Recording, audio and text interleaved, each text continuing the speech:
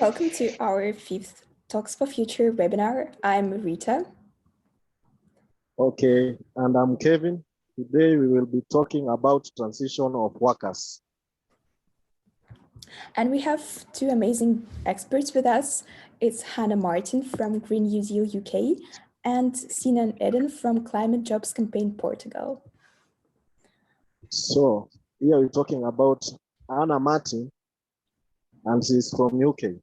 Hannah Martin is an activist on social justice and political movement, and mostly she is passionate about campaigning and making a change in a variety of social justice and political movements. And she has been interested in strengthening and supporting community and inspire young people to become responsible and committed leader and engage with their locality and aware in its global text. She has a Bachelor in Arts, that is in English language and literature, from the University of Oxford. And she is the co-executive director of Green New Deal in United Kingdom. She is also a co-founder of Portobello Community Forum, and she also participating in supporting charity work. She swam for 10 kilometers to raise funds to support refugees in Lewisham. And Sinan Eden is an activist of the Portuguese climate justice collective Climaximo and is involved in the climate jobs campaign that unites 22 organizations, trade unions, NGOs, local collectives, and other labor organizations. He's 34 years old, originally from Izmir, Turkey, and holds a PhD in mathematics. Sinan has been climate activist since 2007, when he launched an ecologist group in the university in Istanbul called the Lettuce that prepared the climate marches leading to Copenhagen, as well as ran campaigns inside the campus. He later discovered that it's impossible for us to win without the working class, and its organizations joined the fight and has been working on just transition since 2015.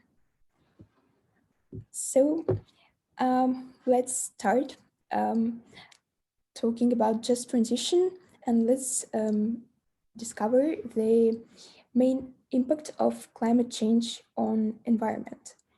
I'm sorry. Hannah, would you like to start? Yeah, thank you so much for having me. I didn't realize you were going to pull out my swimming history in the introduction. That's funny. But I thought maybe I'd start just by kind of explaining why I'm kind of passionate about this as an issue. So I grew up in a small kind of sort of town city in the north of England in the United Kingdom called Wakefield. And very near to where I grew up, a place called Doncaster was recently flooded over the winter again. And lots of people lost their livelihoods, their possessions. You know, the difference between 1.5 degrees and 2 degrees is millions more people being exposed to flooding, to severe drought. Many people in the global south are already experiencing climate impacts daily. And my own experience has been about taking action with other people, working to fight fracking in the UK, working with small-scale fishermen to try and fight for their livelihoods, and more recently working to support the youth strikers in their calls for a Green New Deal. That's been empowering, and it's been the most important thing in my life, really, to be part of that climate justice movement. And every person and policy that contributes to lowering carbon emissions is helping. There is still time. But I suppose the reality is as well as that, is that, you know, for people maybe who are on this webinar, though I don't want to presume, but lots of the people in rooms that I speak to, you know, have the privilege of thinking about the end of the world on a webinar or during, you know, an event or in their work. But actually for many people, the focus is on the end of the month and making it even to the end of the week. You know, in the UK, we have an economy that's failing a majority of people, even though it's the 5th richest country in the world. After a decade of austerity, 14 million people live in poverty. That's 1 in 5, a majority of which are families. And 10,000 people in this country die each year because they can't afford to heat their homes. Life expectancy is stalling for the first time in decades. So I suppose what I want to say is that fundamentally the crises we face of inequality, financial instability, and of course climate are products of the same broken economic system, and they should be handled as such. And that for me is kind of the central innovation of the Green New Deal, and the way in which employment and climate change are linked, to recognise that climate change is an economic issue, it's a class issue, and to name it like that, to say it out loud. And so that's why the Green New Deal, it's an ambitious 10-year national action plan which tackles climate breakdown, but in a way that improves people's lives and builds a fairer, more democratic society and economy. And that's why I'm excited about it, and that's why I work for it and work on that issue, particularly in the UK. And I'll stop there. Okay, thank you so much. And Sinan, what makes you passionate about this topic, and what connections between climate and employment do you see? So hi, thanks for having me also.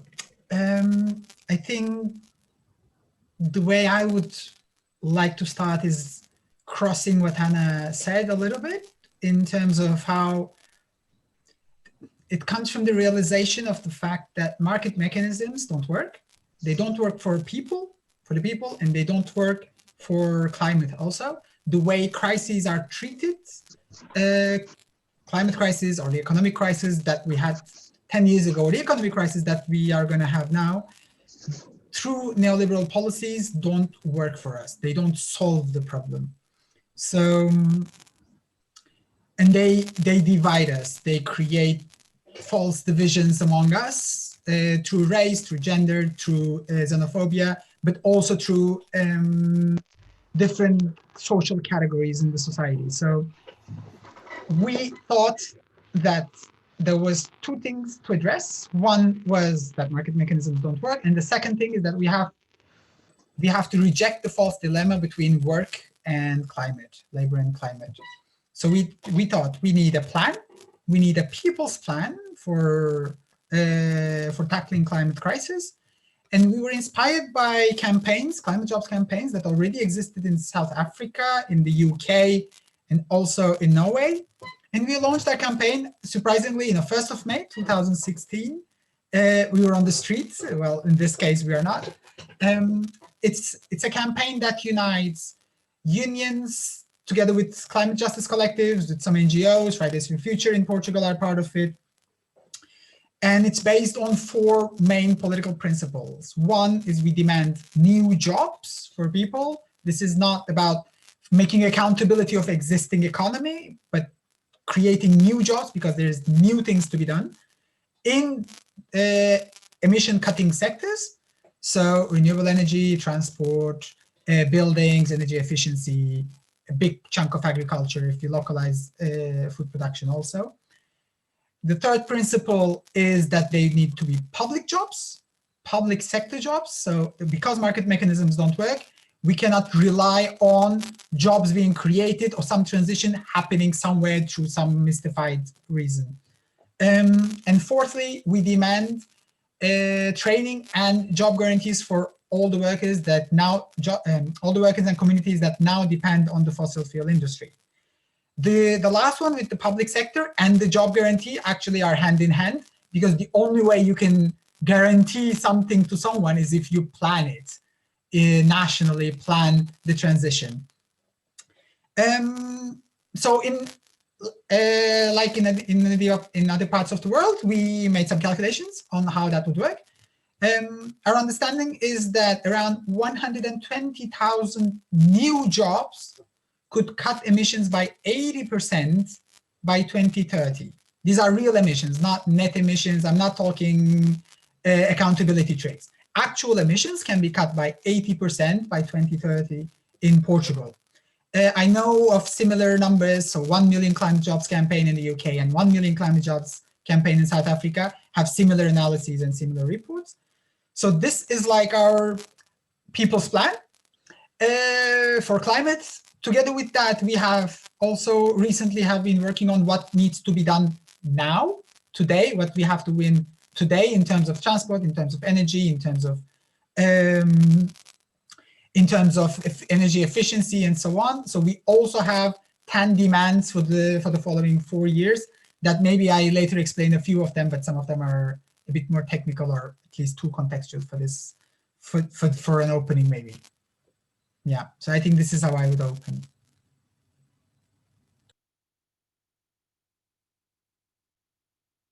Okay, thank you.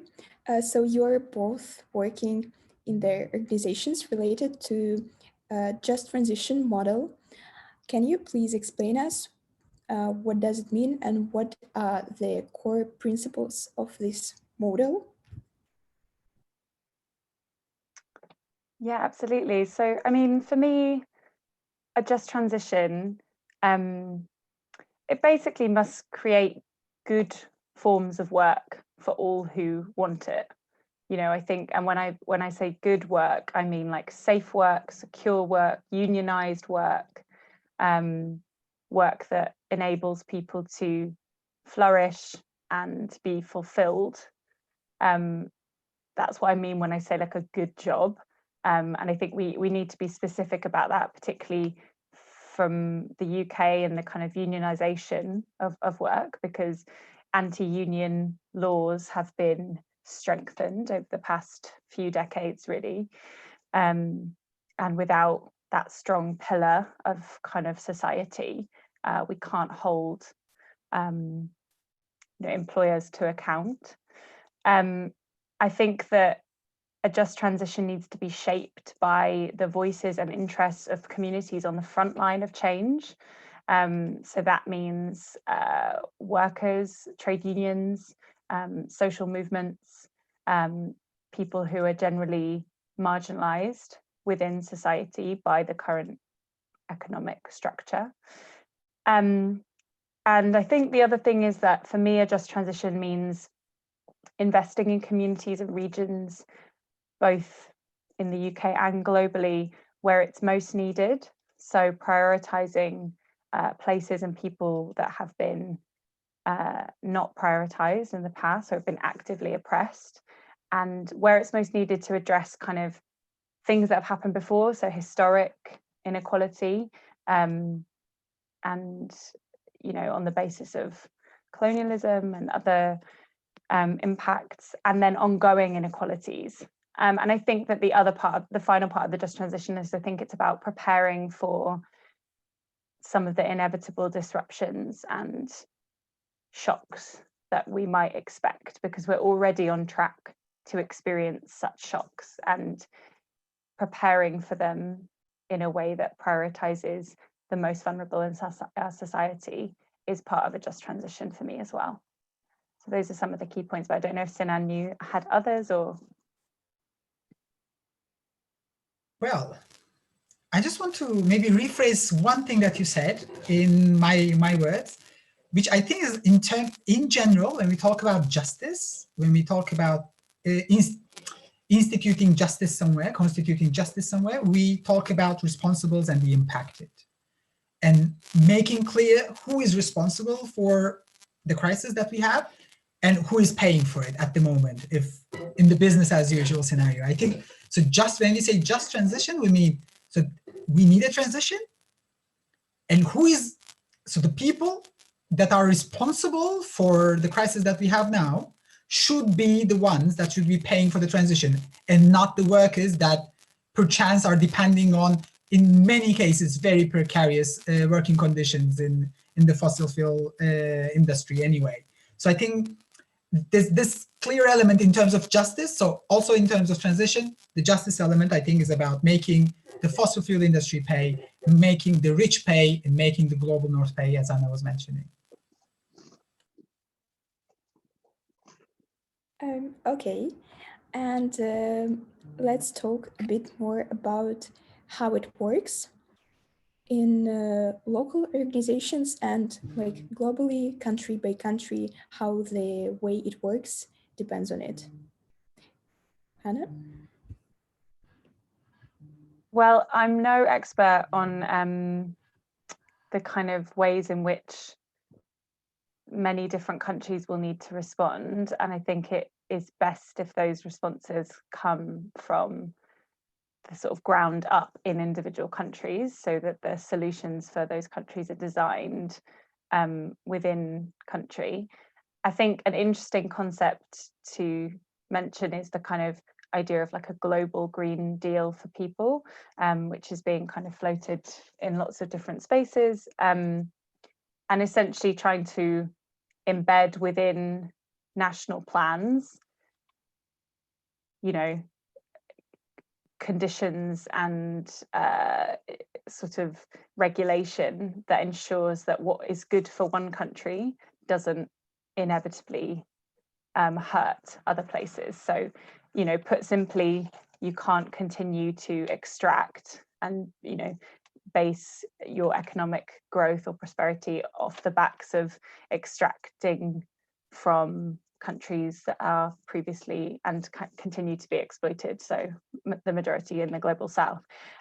So if you want a Green New Deal that is truly about social justice for all and economic justice for all and climate justice for all, then it has to be done in a way which doesn't prioritize the growth of one country to the detriment of others. I think that, you know, it will be important to have some sense of like the main principles around this stuff. Like there are lots of varieties of Green New Deals, you know, the EU are calling it a Green Deal. It's anything but, you know, there's kind of ways in which this frame about just transitional Green New Deal is being used, which I think is a bit worrying. And so in the UK, at least, the way we are defining it draws heavily from the original kind of Green New Deal group, who were based in the UK, a series of kind of economists and policymakers and thinkers. But what we're trying to say is there are some sort of key red lines and principles around what a Green New Deal must look like.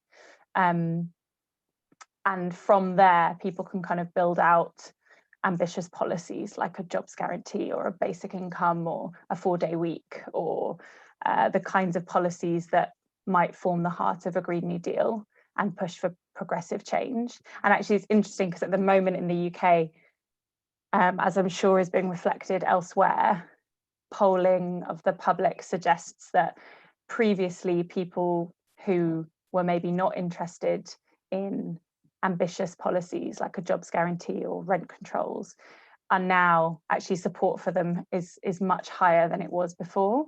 And I think that's a result of the current health crisis showing and kind of cracking open weaknesses in our system in a very real way. So people are saying, you know, why don't we value care work? Why aren't we valuing teachers? You know, the types of low carbon jobs that we don't even think of as low carbon, we don't even prioritize in our own campaigning, in our own, you know, unpaid care work.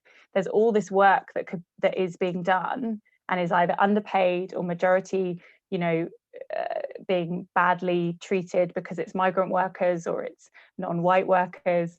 And that is the work that actually should be at the heart of the Green New Deal because it's low carbon. You know, there is going to be a limit in the number of like jobs in renewable industries, but there's not a limit in the number of like productive, useful work that needs to be done to care for one another within our communities. And I think that's something that this crisis is kind of opening up conversations around. I think people's eyes are being opened around like what work is and how it should operate within our society. So we've got kind of 5 principles around what a Green New Deal is, but I think we also are now pushing for a campaign called Build Back Better, which would push for a kind of just and sustainable recovery plan, which meets people's basic needs now, invests in public services and invests in a transformative Green New Deal, sort of trying to meet the moment that we're in with something ambitious and progressive. but I'll stop there because I don't want to talk for too long.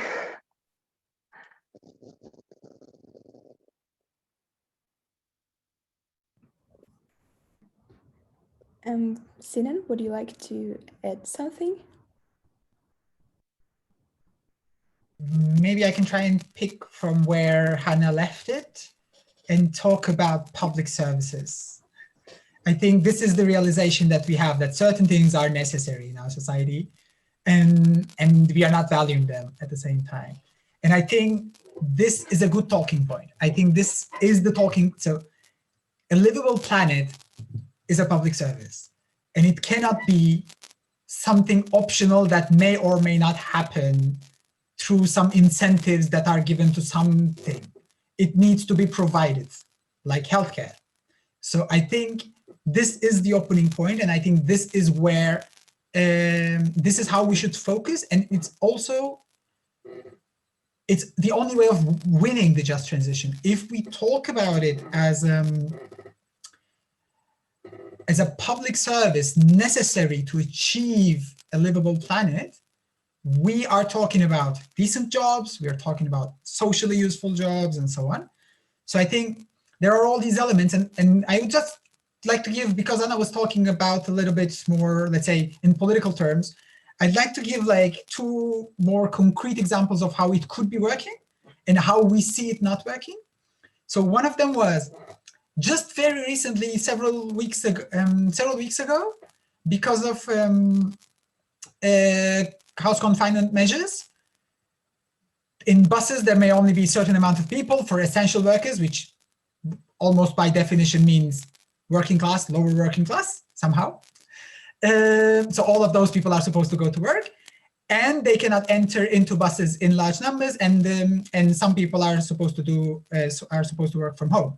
The result of this was that bus lines where there was a private-public partnership, those bus lines stopped. The private companies said, this doesn't give us enough money, so we will stop doing it.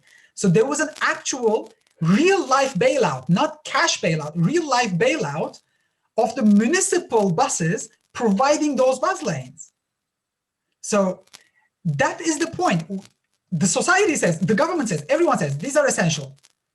But then, if it's not profitable, at that point, the public-private partnership says, well, actually, I know it's essential, but for me, what's essential is something else. And this is where we see how a society should work. And another item which is very interesting, and we should be focusing on that particularly because we may face unprecedented oil crisis preceding an unprecedented economic crisis, which is, this is the moment to train workers. So whenever someone tells me anywhere in the world, someone says, in 2030, in 2040, something will happen, we will phase out something at some point, somewhere, coal, phase out, everyone says stuff, right? There are loads of papers. So one of the things that through the campaign we do in terms of just transition is, very good. So if you want to close something in 2030, that means all those workers should be ready by 2030 for their new job. That means you should be training those people today. So are you? Because if you are not, that means 2030, no one will be doing that.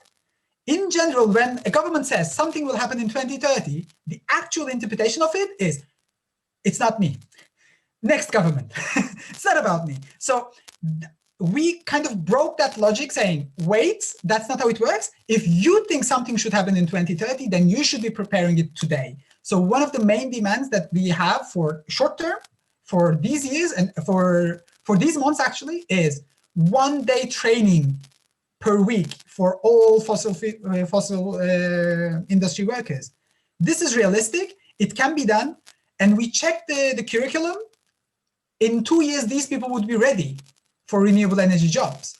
And at this point, all the refineries in Portugal are closed. These people are at home. They could be learning.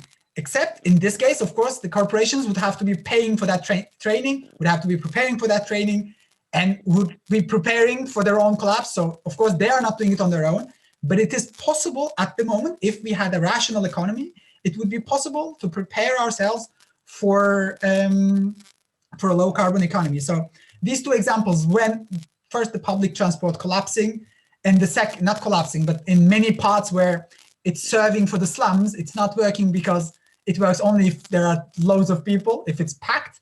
And the second, when refineries close, there are government facilitated layoffs at the moment. And instead of that, we could be just requiring renewable energy trainings. At this point, it would be a wonderful incentive for workers to stay home. And we are not doing that. So this is how it would work, I think. Some key elements are public transport and looking at it as a direct planned economic intervention from the public sector. Yeah, I think that's big issues that governments don't take immediate actions and do only things that are financially profitable for them. And that's why I'd like to ask you about your campaigns. Sinan, how are the climate jobs campaigns in Portugal go? What do you do? So we do a lot of alliance building, right? We work with unions. So the first thing Climaximo did after it was created in 2015 was to go and talk to unions, which is the hard way. But we said, we have to do this and we should do this before we create our own bubbles. So we created bridges and we talked, we organized events, we prepared all this plan and the reports and so on. More politically, Portuguese politics is relatively calm in comparison to many parts of Europe. We don't have outright denialism. We don't have outright extreme rights, at least not as visible as is in some of the places.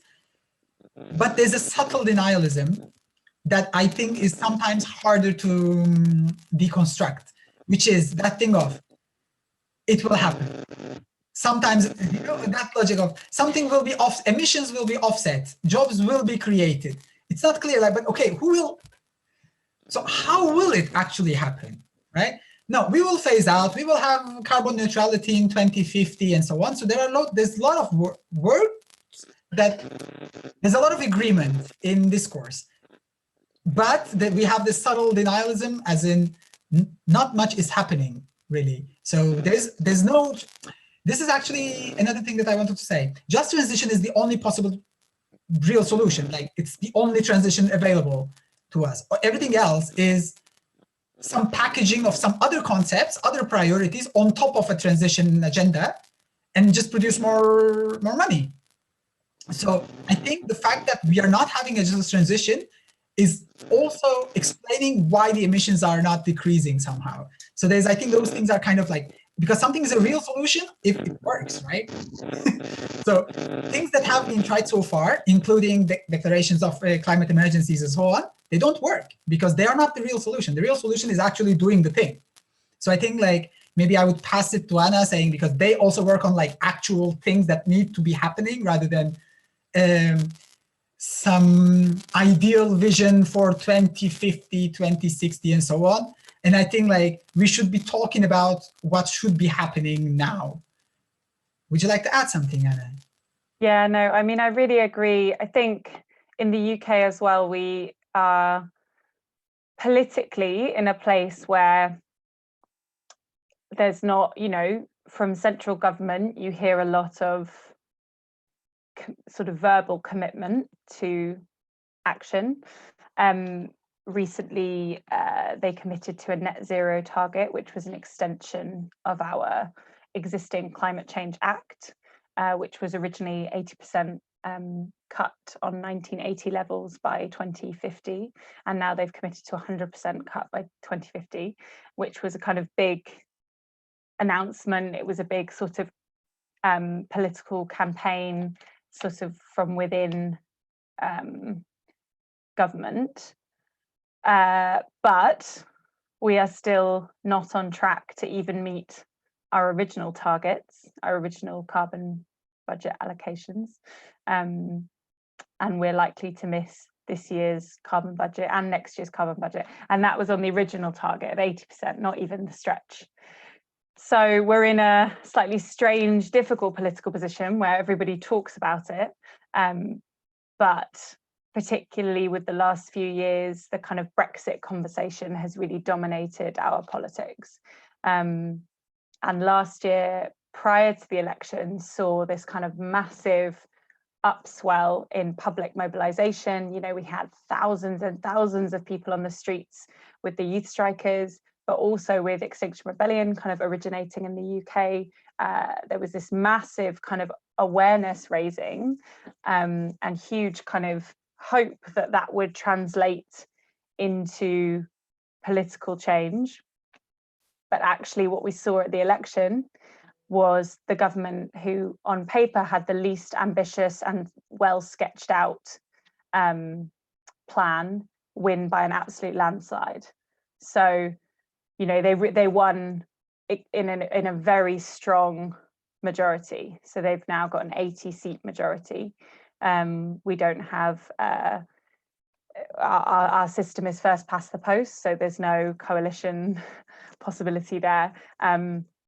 And the opposition parties who had much stronger climate policies are very much weaker now in the current landscape, which is a difficult landscape within which to work, because not only did they not really have a very ambitious climate policy, they didn't really have much sketched out even in their manifesto.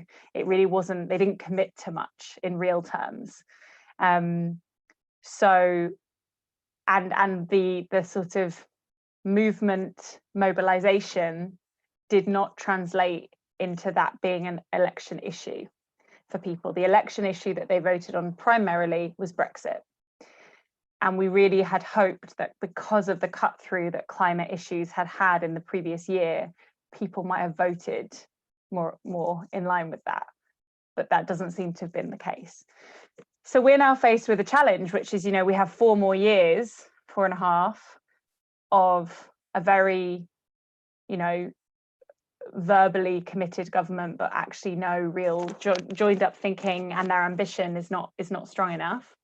And they're not, you know, it's not beyond the realms of possibility that after this initial, you know, outlay of public finance to meet the COVID crisis, that they don't then say, well, we now need to tighten our belts again, it's time for another round of austerity. And they further cripple not only public services and people's resilience and people's lives, but also continue to hollow out local government agencies, the Environment Agency, places where the real transition work would be taking place at the local level. So that's why we feel like the most important sort of place that campaigning needs to be taking place, like needs to be focusing on now politically, is that recovery plan. We cannot have another rerun of 2008 where austerity became the solution for over a decade. That's 12 years ago. You know, that's been our political reality. That's been the way people understand the economy and what needs to happen and what they will accept for 12 years. That's like the entirety of my like campaigning life. And like, I think we have to focus on winning the public narrative around recovery from this economic recession we're about to enter, or we're already in. And if we don't win that, then we lose another decade, basically, in my mind. So we have to pivot our campaigning activity to try and partner and make such a broad civil society alliance around the alternative to austerity. And in doing so, we will open up the opportunities to have the conversations about tackling climate change in a way that is fair and just. But if we don't win that first bit, then I think it's going to be really, really difficult. So that's the bit that kind of we're focusing our like time and effort on. And I think it's something that, you know, I'm seeing across the UK's civil society landscape, people beginning to focus on, but it is something that everybody needs to move on like quickly now. Otherwise, I am quite concerned. So that's the only other thing I would add.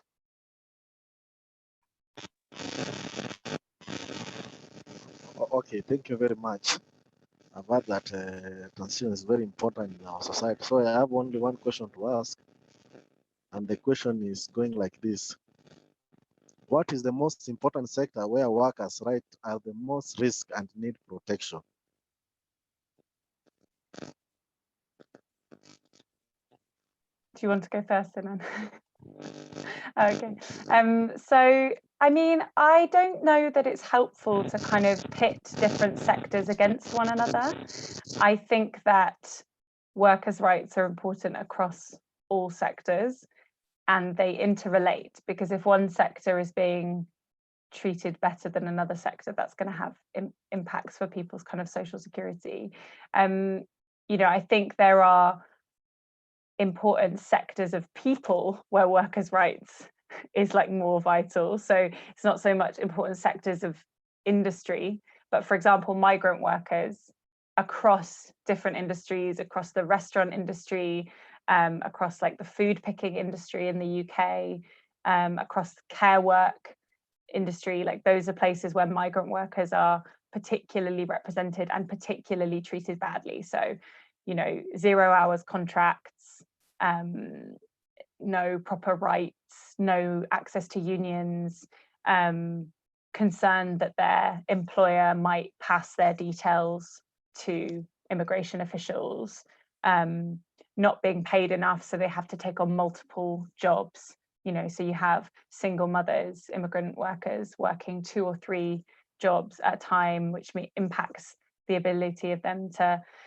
care for their children, and kind of that puts children at risk. So like you've got all these kind of interrelated issues rise from not treating people well, paying them fairly, and giving them secure and meaningful work. So I think I would probably more focus on like the groups of people who are particularly impacted rather than like the sectors. But obviously people whose jobs are in high emission sectors will be impacted. I think it would be you know, it's like pretending that that's not going to be the case is not helpful. I think, like Sinan said, having those difficult conversations with those industries and involving them in the design and process of the transition is going to be really, really important, and has not been something traditionally the climate movement has been very good at doing. And I think that's, you know, that's really just a kind of a sort of continuation of where the climate movement came from, the kind of sort of intellectualized, science-based backgrounds of where it's come from as a movement. And I think the difficulty has been like how you kind of bring those cultures together and do that work meaningfully and well when there is this sort of time pressure that everybody's feeling. And I think that's often where difficulties arise. But you know, in the UK, you saw quite a good kind of partnership emerging from unions and the main opposition party in the formation of their Green Industrial Revolution, which drew a lot from concepts around the Green New Deal in the run-up to the last election. And you know, that was a space where some of those difficult conversations were had, and actually there was quite a lot of back and forth around that proposal and how activists on the ground were influencing it, and union activists were also influencing it, and people kind of worked together on that. So I think that's an example of where like it can get to a policy stage, but enough people are happy with it that it kind of can hold weight. But unfortunately nobody voted for that. So but yeah, that's probably what I'd say to that. Okay, thank you very much. Saina, do you have anything to add? Maybe just one thing.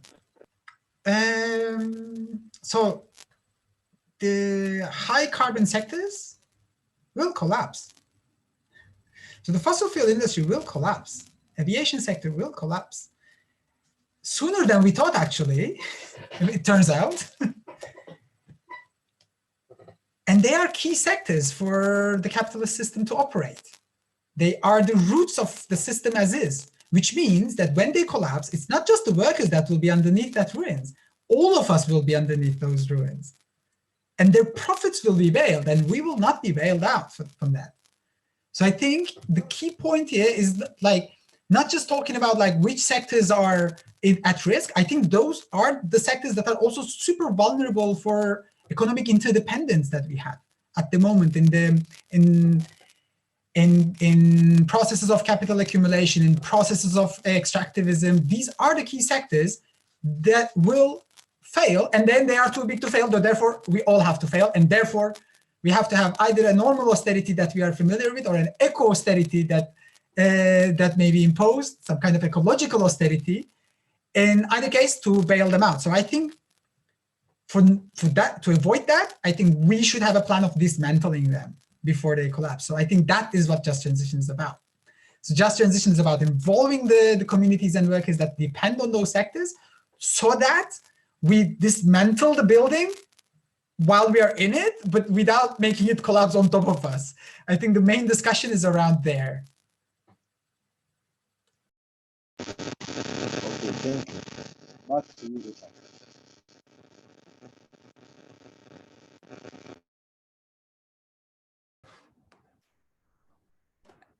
So let's move to the some kind of solutions that we can find. And my question is, are there any other pathways to sustain our economy in this period of transitioning? Sinan? Okay.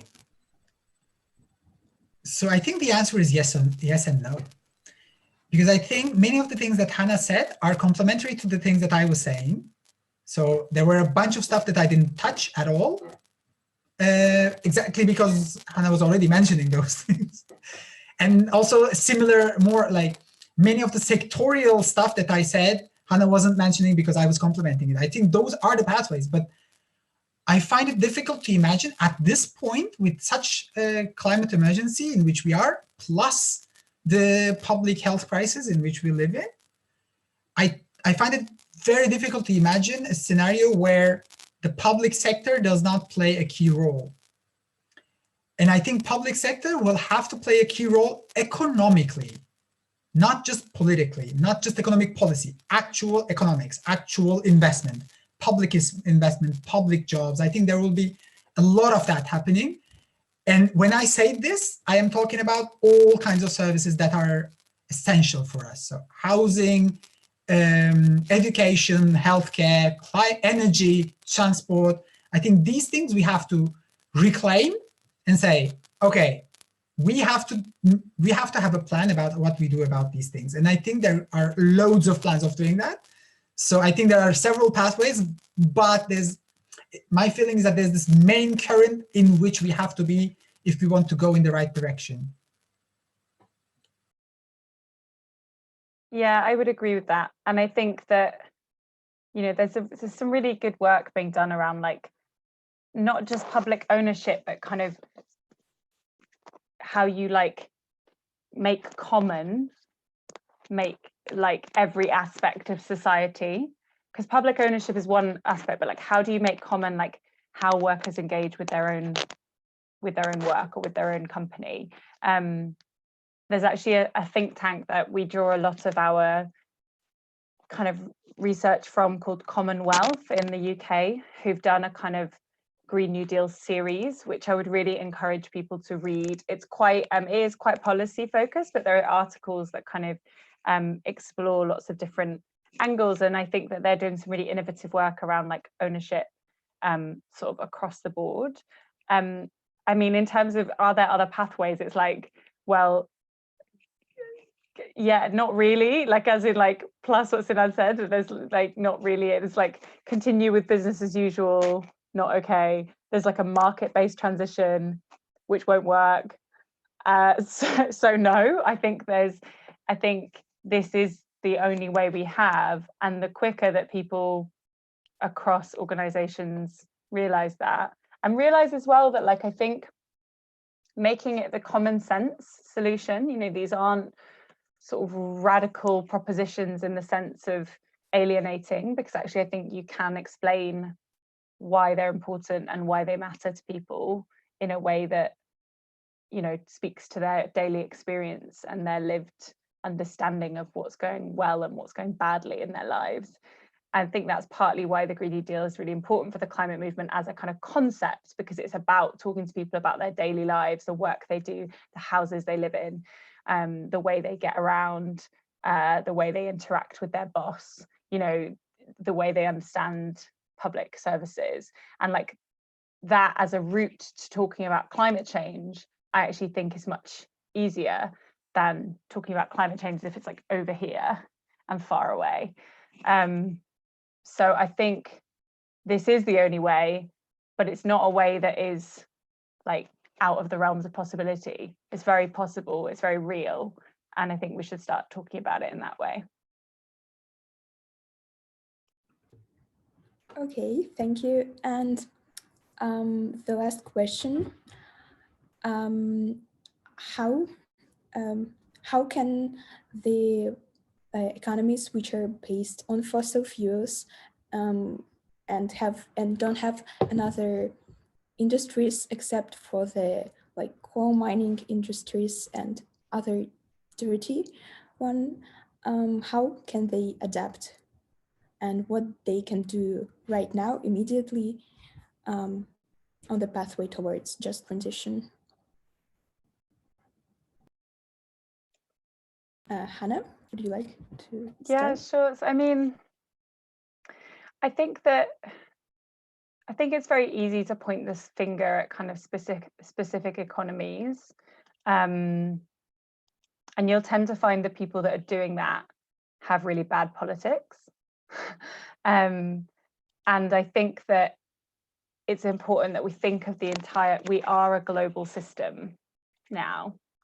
And so countries produce oil because other countries are forcing them to, or because we've forced them into that position through years and years of exploitation.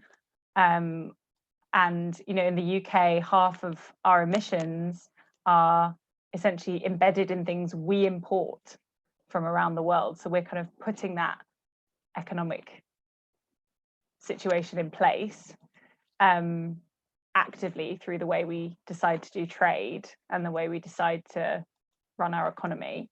And those are political choices. They're not just like accidents. They're to benefit a very specific few people and companies. And that's the politics that we need to fight. So when Sinan was saying we need to make people pay, it's like we need to be really specific about who needs to be stopped and who needs to be paying for the change. So I think we can campaign. I mean, I've always focused on campaigning at a national level because I feel like it's within my kind of political understanding to like the levers that need to be pushed and that sort of thing. But there are people that campaign, you know, around international moments. I do happen to think that international pressure points like COPs and the G7 are useful to create frames for other countries to then do like much more in-depth campaigning work. So I think that, you know, if you can score certain wins in your own country, that could create sort of international precedent and pressure. If you can score wins in your country that embed change throughout your supply chain, I think that can help.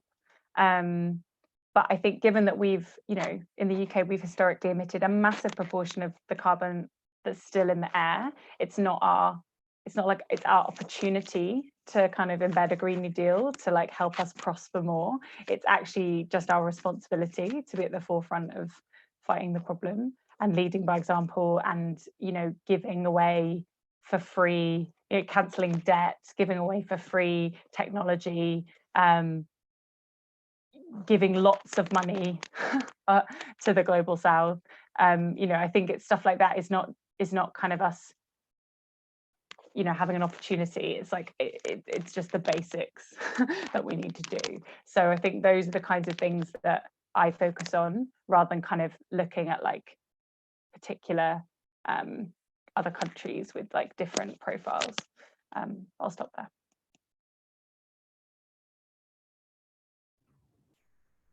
Okay, thank you. And Sinan, would you like to add something?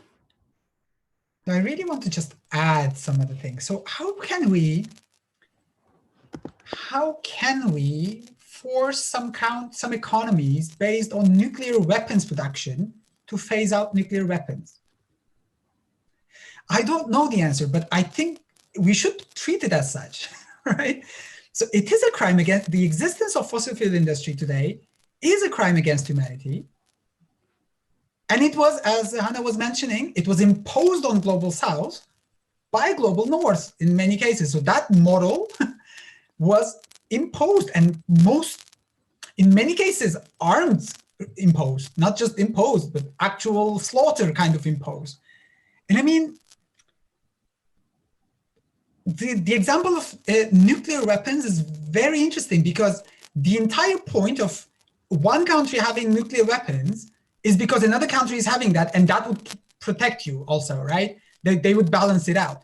For oil, that doesn't work. If one country is building oil, and if it's a crime against humanity, by producing more oil, you cannot protect yourself from climate crisis. So it doesn't make, so I think the point is we have to treat it as is, and we have to understand the social difficulties that dismantlement will entail. And this is why we should talk about just transition. But I don't think it's possible to consider at this point, with the information that we have, and with the information the fossil fuel industry had for the last 40 decades, I think at this point, it's impossible to think of the fossil fuel industry globally as a legitimate business. It's a crime against humanity. It's just normalized. But many things were normalized in many points. I think we should consider it as such. And exactly as Anna was saying, think about who did this. Like, who brought us until here? And how can we make sure that we don't continue in this direction?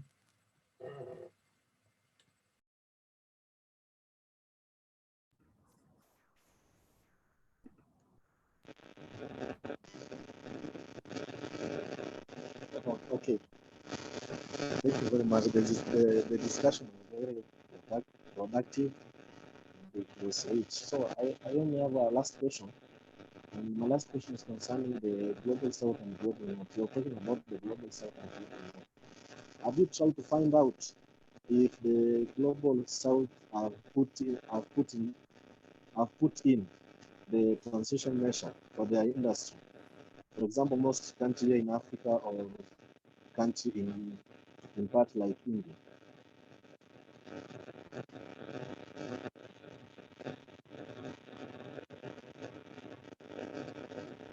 I'm so sorry, Kevin, could you just repeat the final bit of the question? Because I didn't quite hear it. Okay, I'm saying that you're talking about Global South and Global North. So have you tried to find a research knowing that country, for example, country in Global South have put in transaction for workers in their industry? Sinan, do you want to go first?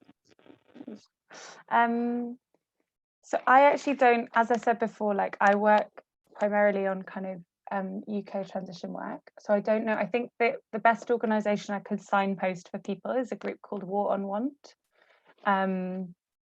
and also Global Witness and Global Justice Now, who all do significant work to support the development of kind of transition work in the Global South and to learn from what Global South campaigners are already calling for. So I think I'm not going to necessarily try and tackle that question because I'm not totally across it, but I think those are the organizations that I would suggest that people look up, from at least the ones that I know of.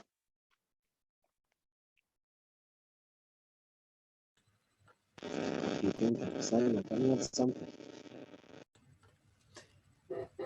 So I am from Turkey, a country that was never colonized. And now I'm living in Portugal, which is a country that colonized a good chunk of Africa and a good chunk of South America also. I would be in no condition to comment on what's happening in the Global South. I would just add on what Hannah said. We work very closely with the initiatives that come from War on Want. And there's a global campaign to demand climate justice also, where we have a lot of allies in different parts of the world. What I understand about the just transition from where I am talking, what I understand about the just transition is the multinationals that are in Portugal now, with headquarters in Portugal now, who are continuing the colonial logic in the same countries that were previously colonialized by Portugal, through the same extractive model, through the same fossil fuel economy, new projects. The entire model is continuing. It's just the armies are different. Now the armies have different uniforms. Previously, they used to have, in the 60s, they had Portuguese uniforms. Now they have different uniforms. They are paid by the same people, in many cases even. And I think like the way I would see about just transition is, I think we have to, in Portugal or in Europe or in the global north, I think we should kind of get out of the way. I think I see a lot of grassroots movements, indigenous movements, anti-imperialist movements in the global south promising a lot.